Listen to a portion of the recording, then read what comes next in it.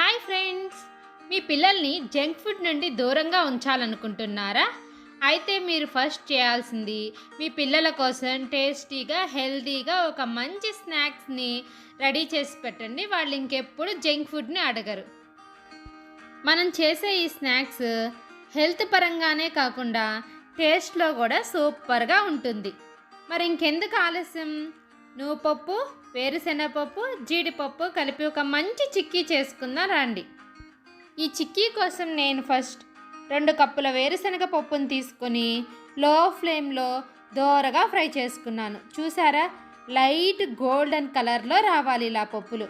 మరీ మాడిపోకూడదు, మరీ తెల్లగా ఉండకూడదు.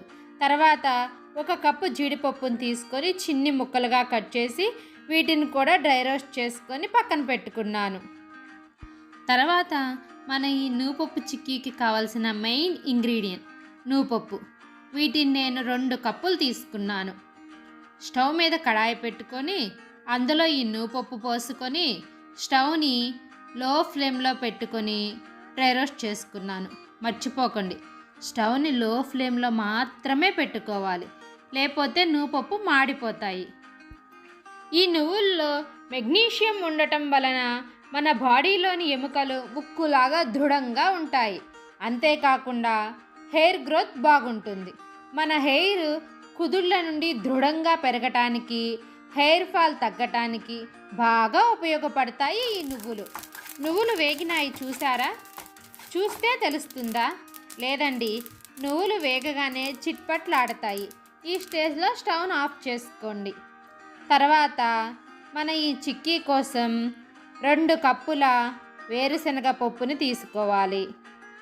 1 కప్పు జీడిపప్పు, 2 కప్పుల నువ్వుపప్పును తీసుకుందాము. వీటన్నింటినీ ఒక బౌల్లోకి తీసుకుందాము, ఎందుకంటే మనకి కొలత కావాలి కదా, అందుకని. చిక్కీ మంచి టేస్టీగా మంచి ఫ్లేవర్ కావాలంటే 4 యాలకులను కూడా తీసుకోండి. యాలకులను మిక్సీ పట్టవాకండి. ఇలా డైరెక్ట్గా గింజల్ని తొక్కుల్ని సపరేట్ చేసి ఒక బౌల్లో పెట్టుకోండి. పాకం రెడీ అయిన తర్వాత అందులో వేసుకోవటానికి. వీటన్నింటినీ ఒక బౌల్లోకి తీసుకున్న తర్వాత మనకి ఇప్పుడు మెజర్మెంట్ తెలుస్తుంది. ఇవన్నీ 1 కప్పు అయితే అదే కప్పుతో కప్పు బెల్లం తీసుకోండి. ఇక్కడ నేను కప్పుకు బదులు ఒక బౌల్ యూజ్ చేశాను. ఆ బౌల్తో ఒక బౌల్కి కొంచెం తక్కువగా వచ్చినాయి ఈ పప్పులన్నీ.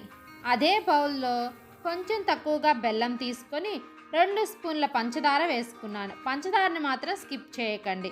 పంచదార వేయటం వల్లనే మన చిక్కీ క్రిస్పీగా టేస్టీగా ఉంటుంది. దీన్ని నేను ఫస్ట్ స్టవ్ మీద ఒక కడాయి పెట్టుకొని ఆ కడాయిలో ఈ బెల్లాన్ని పంచదారని వేసుకొని 1 కప్పు నీళ్లు పోసుకున్నాను. దీన్ని బాగా కరగబెట్టుకున్నాను. తర్వాత స్టవ్ మీద వేరొక కడాయి పెట్టుకొని ఈ కరిగిన బెల్లం నీళ్ళని అందులో వడగట్టుకున్నాను, ఎందుకంటే బెల్లంలో నలకలు ఉంటాయని. మనం హెల్తీగా చేసుకుంటున్నాం కదా, అందుకని. ఒక పక్కన పాకం రెడీ అవుతూ ఉంటుంది, మరో పక్కన మనం ఒక ఫ్లాట్గా ఉన్న బండని శుభ్రం చేసుకొని దానిపైన కొంచెం నెయ్యిని అప్లై చేసుకుందాము. ఒక చపాతీ కర్రను కూడా తీసుకోండి, దానికి కూడా నెయ్యిని అప్లై చేయండి.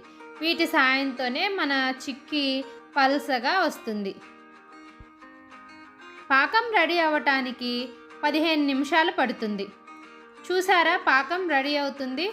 ఈ స్టేజ్లో మనం పక్కన పెట్టుకున్న యాలకులను వేసుకొని బాగా కలుపుకోండి. ఇప్పుడు స్టవ్ని లో ఫ్లేమ్లో పెట్టుకోండి. చూస్తేనే తెలుస్తుందా పాకం రెడీ అయిందని? లేదండి, పాకం రెడీ అయిందో లేదో తెలుసుకోవటానికి ఈ పాకాన్ని ఒక ప్లేట్లో మంచినీళ్ళు పోసుకొని దాంట్లో వేసుకోవాలి. నీళ్ళల్లో ఎందుకు వేసుకోవాలంటే నీళ్ళల్లో వేయగానే పాకం త్వరగా ఆరుతుంది. అప్పుడు మనకి తెలుస్తుంది మన పాకం రెడీ అయిందా లేదా అని. దీన్ని పంటి కింద పెట్టుకొని నగలండి. పళ్ళకు అతుక్కుంటే పాకం రెడీ అవ్వలేదని, పళ్ళకు అతుక్కోకుండా క్రిస్పీగా ఉంటే పాకం రెడీ అయిందని.